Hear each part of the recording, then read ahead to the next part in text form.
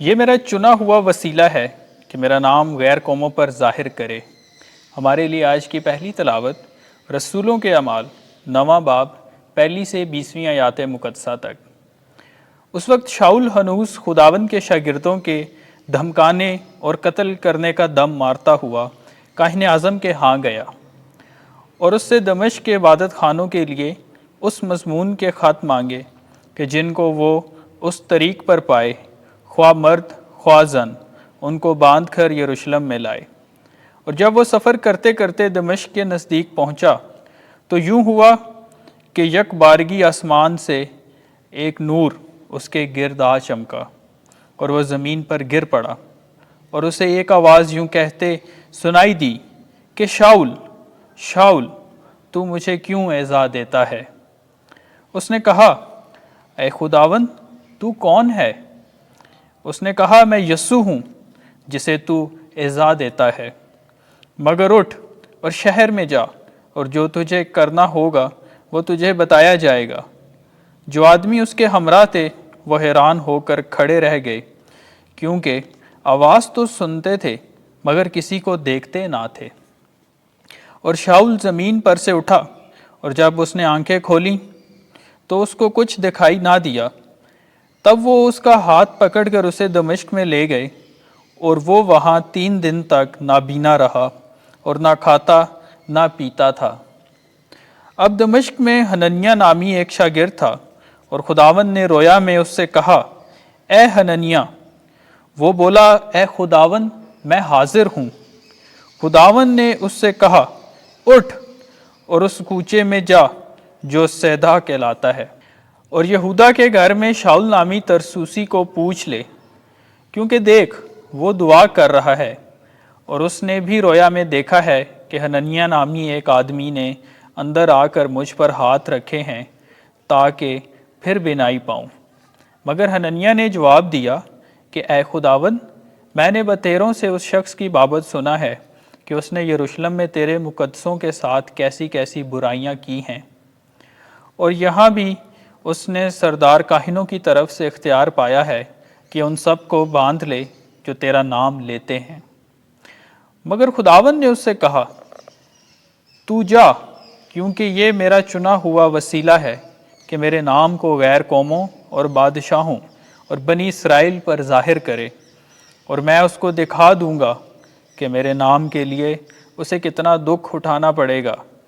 تب حننیہ گیا اور اس گھر میں داخل ہوا اور اس پر ہاتھ رکھ کر کہا، اے بھائی شاؤل، خداوند یعنی یسوع نے مجھے بھیجا ہے جو تجھ پر اس راہ میں ظاہر ہوا جس سے تو آیا تھا، تاکہ تو پھر بینائی پائے اور روح القدس سے بھر جائے۔ اور فی الفور اس کی آنکھوں سے جھلی سی گر پڑی، اور وہ بینا ہو گیا اور اٹھ کر بپتسمہ پایا۔ پھر کچھ کھا کر طاقت پائی، اور وہ کئی دن ان شاگردوں کے ساتھ رہا جو دمشق میں تھے، اور وہ فوراً عبادت خانوں میں یسوع کی منادی کرنے لگا کہ وہ خدا کا بیٹا ہے۔ پاک کلام کے پڑھے اور سنے جانے پر خدا کی برکت ہو۔ زبور 117 جماعتی جواب، ہیلیلویا ہیلیلویا۔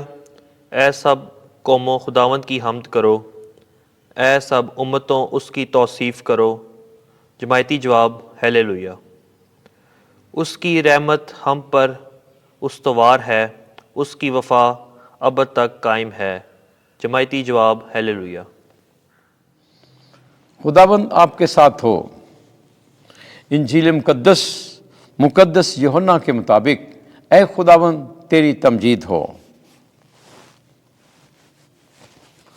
6 باب 52ویں آیت سے 59ویں آیت تک۔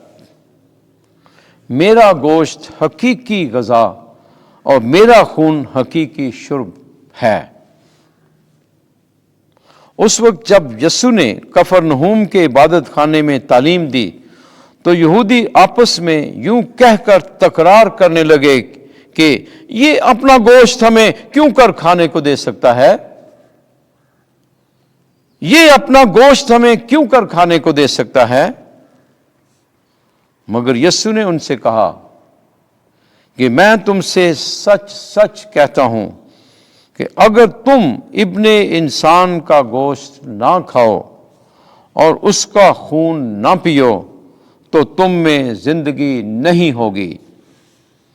جو میرا گوشت کھاتا اور میرا خون پیتا ہے وہ ہمیشہ کی زندگی رکھتا ہے، اور میں اسے یوم آخر میں پھر زندہ کروں گا، کیونکہ میرا گوشت حقیقی غذا اور میرا خون حقیقی شرب ہے۔ جو میرا گوشت کھاتا اور میرا خون پیتا ہے وہ مجھ میں قائم رہتا ہے اور میں اس میں۔ جس طرح باپ نے جو زندہ ہے مجھے بھیجا اور میں باپ سے زندہ ہوں، اسی طرح وہ بھی جو مجھے کھاتا ہے مجھ سے زندہ رہے گا۔ جو روٹی آسمان سے اتری ہے یہی ہے، باپ دادا کی طرح نہیں کہ کھایا اور مر گئے۔ جو یہ روٹی کھائے گا وہ ابد تک زندہ رہے گا۔ انجیل مقدس کے وسیلے سے ہمارے گناہ معاف کیے جائیں۔ اے مسیح تیری ستائش ہو۔